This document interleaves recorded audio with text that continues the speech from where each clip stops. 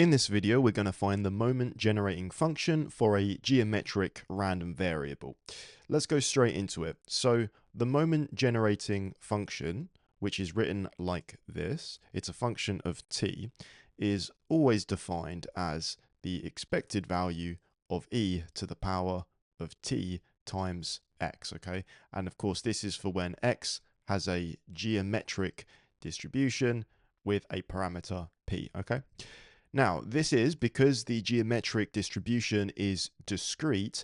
This is given by the sum over the sample space of the geometric distribution. The geometric distribution has a sample space going from x equals 1 up to infinity. Okay, so it starts at 1, goes to infinity. That's what we're summing over. And we're doing e to the power of tx times the probability mass function for the geometric distribution. And that is p times 1 minus p to the power of x minus 1. Okay. Now all we got to do is see if we can get rid of the sum, find a closed form expression for this, and we're going to be all done already. And of course, we can do that. So this is how we can do it. First things first, I'm just going to do a bit of algebra, just going to rearrange some stuff. Okay, so inside the sum, I've got e to the t x. I'm going to rewrite this as e to the t and then to the power of x. And p can just stay how it is, that's fine. And 1 minus p to the x minus 1, I'm going to rewrite this as 1 minus p to the power of x, and then I'm going to have that being divided by 1 minus p. Okay, so that constitutes the 1 minus p to the x minus 1 there. So I've not changed it, I've just rearranged it, and you'll see that doing this is quite nice.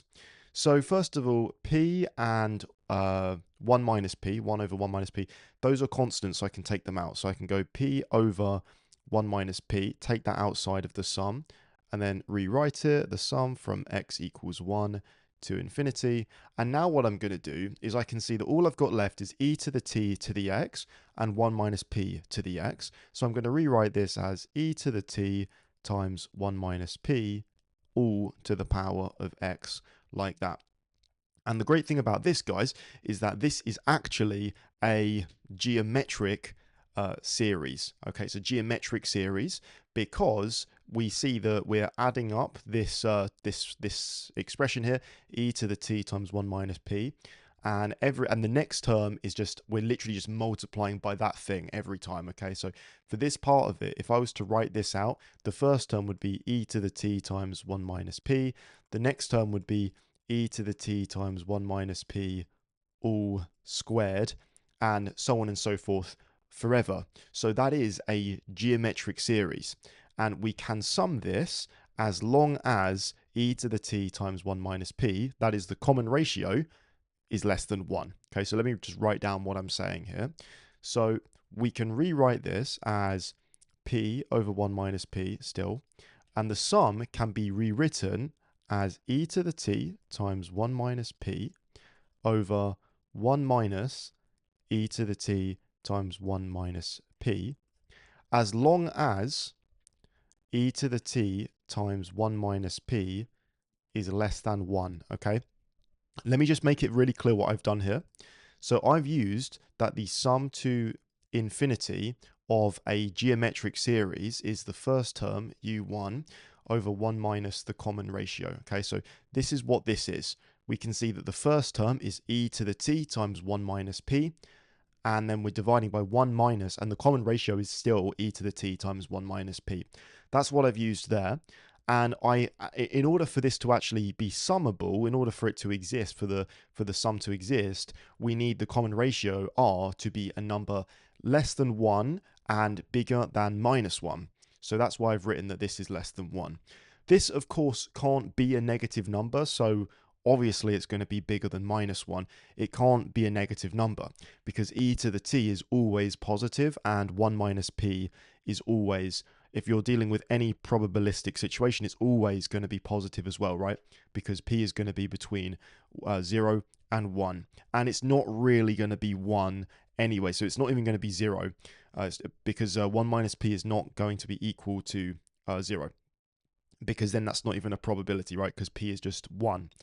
But anyway, that's getting in the weeds. So we've done this, and again, it's under this condition, and we can continue simplifying it. So we can see that we've got 1 minus p that can cancel out with that one there.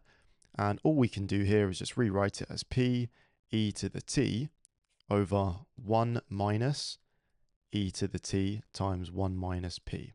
And I like to write this as p e to the t divided by 1 minus 1 minus p e to the t, like that. So literally just rearranging, and that's the answer. So what we've got is that for a geometric random variable, the moment generating function is simply p e to the t over 1 minus p times e to the t.